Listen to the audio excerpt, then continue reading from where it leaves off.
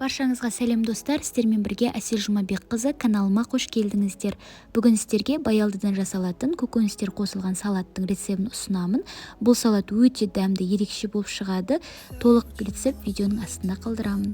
Ең алдымен баялдыны жуып аламыз, одан кейін оның қабығын аршып, баялдыны кубиктап турап шығамыз.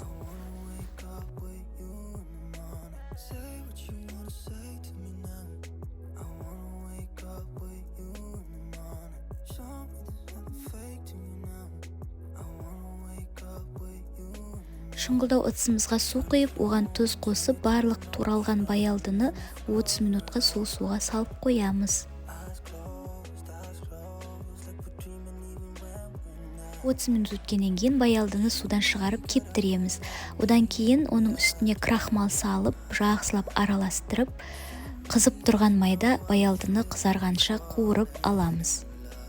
Крахмалға ұнатқан себебіміз баялды өте қытырлақ болып пісіп шығады. Келесі кезекте салатымызға заправка жасаймыз. Ол үшін болгар бұрышын видеода көрсетілгендей етіп ұсақтап турап шығасыздар. Мен жасыл түстісін алдым. Сіздер болса сары түсті алсаңыздар, салат өте әдемі көрінетін болады. Одан кейін сарымсақты да ұсақтап турап шығамыз.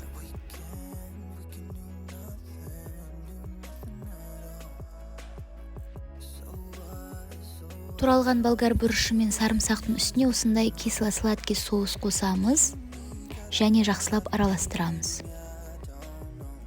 Әрі қарай салатымызға қажетті көкөністерді тураймыз. Ол үшін қызанақты видеодағыдай етіп 2-3 бөлікке бөліп, одан кейін кинзаны турап, барлығын бір ыдысқа сала бастаймыз. Және дайын болған заправкамызды құямыз. Қуырылып тұрған баклажанымызды салып, видеода көрсетілгендей етіп барлығын жақсылап араластырасыздар. Сөйтіп біздің салатымыз дайын болады. Назарларыңызға үлкен рахмет. Үйде жасап көріңіздер. Сіздерге бұл салат ұнайды деп сенемін. Және достарыңызбен бөлісіңіздер. Каналыма тіркеліп, лайк басуды ұмытпаңыз.